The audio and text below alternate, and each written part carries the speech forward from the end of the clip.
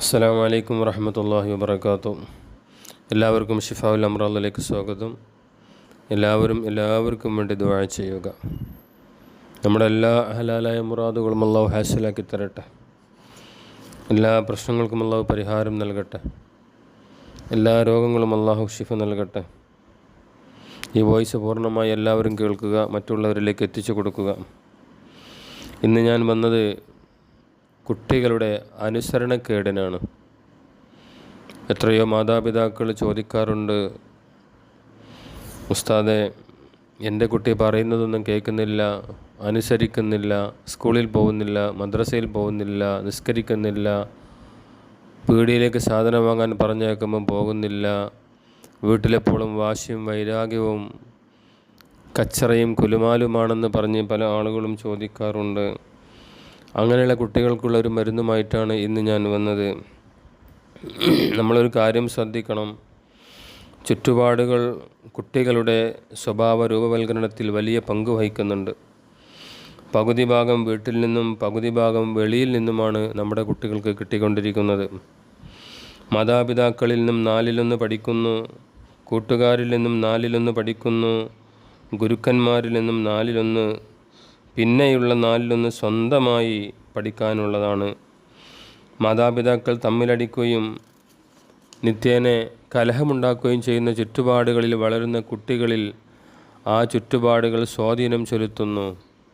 ആദ്യം സഹോദരങ്ങൾ തമ്മിലടി തുടങ്ങുന്നു, ഒടുവിൽ അത് വീട് വിട്ട് പുറത്തേക്ക് പോകുന്നു. അങ്ങനെ നമ്മുടെ കുട്ടികൾ പുറത്തു പോയാൽ വഴക്കാളിയും ശല്യക്കാരനുമാവുന്നു.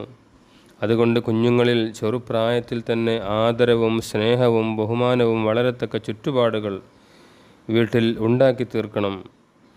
ഇതിനെ ഓതിക്കൊണ്ടിരുന്നാൽ, ഞാൻ ഈ പറയാൻ പോകുന്ന കാര്യങ്ങൾ ഇതിനെ ഓതിക്കൊണ്ടിരുന്നാൽ ആ വീട്ടിലെ ആരും നശിക്കില്ല, സ്വഭാവം നല്ലതാവുകയും ചെയ്യും. മാത്രമല്ല മറ്റുള്ളവരെ നേരിടാനുള്ള ധൈര്യവും ലഭിക്കുകയും ചെയ്യും. അതിനെന്താ വേണ്ടത്? ബിസ്മില്ലാഹിർ റഹ്മാനിർ റഹീം. ആദ്യം ബിസ്മി പറയുക. ബിസ്മില്ലാഹിർ റഹ്മാനിർ റഹീം. ബൽ ഹുവ ഖുർആനും മജീദുൻ ഫീ ലൗഹിൻ മഹ്ഫൂദ്. ബൽ ഹുവ ഖുർആനും മജീദ് ഫീ ലൗഹിൻ മഹ്ഫൂദ്. ഇങ്ങനെ 2 രൂപത്തിലും പറയാം. ഇത് നമ്മൾ കൂടുതലായി ഓതുക നമ്മുടെ വീട്ടിൽ വെച്ച്. നമ്മുടെ വീട്ടിൽ നിന്ന് കൂടുതലായി ഓതുക, നമ്മളെ മക്കളെ കൊണ്ടും ഓതിപ്പിക്കുക. അങ്ങനെ 1 ദിവസമോ 2 ദിവസം 3 ദിവസമല്ല, സ്ഥിരമായി ഓതിപ്പിക്കുക. അങ്ങനെയാകുമ്പം നമ്മളെ കുട്ടികൾ നശിക്കൂല, പറയുന്നത് അനുസരിക്കും, അനുസരണക്കേട് കാണിക്കൂല, നല്ല കുട്ടികളായി മാറും.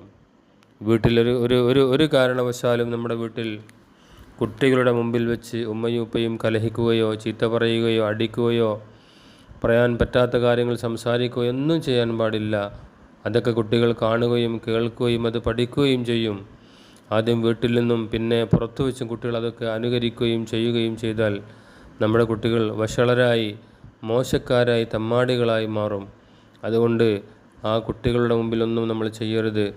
ഈ ഒരു ഖുർആനിക ആയത്ത് എല്ലാ ദിവസവും ഓതിക്കൊണ്ടിരിക്കുക, നല്ല നിയ്യത്തോടു കൂടി. അള്ളാഹു തൗഫീഖ് ചെയ്യട്ടെ. ഓതാനും ഓതിപ്പിക്കാനും നമ്മുടെ കുട്ടികൾ നല്ല കുട്ടികളാവാനും അള്ളാഹു തൗഫീഖ് ചെയ്യട്ടെ. നമ്മുടെ എല്ലാ വിഷമങ്ങളും പ്രയാസങ്ങളും അള്ളാഹു തആല മാറ്റിത്തരട്ടെ. നമ്മുടെ കടങ്ങൾ വീട്ടാനുള്ള മാർഗ്ഗങ്ങൾ കാണിച്ചു തരട്ടെ.